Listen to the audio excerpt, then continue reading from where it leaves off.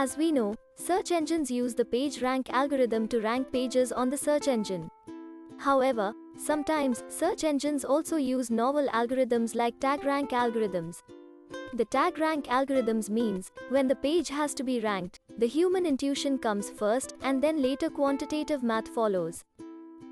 For example, when there are trending or hot topics happening on the web, the TagRank will rank those pages that might have lower page rank or lower page authority but larger data source.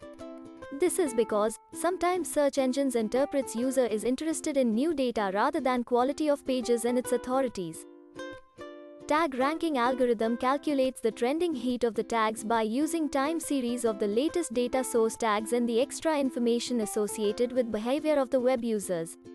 Sometimes results of this algorithm are precise and this algorithm index new data resources in a superior way. Hope this video was useful. Thanks for watching and make sure to subscribe for more videos.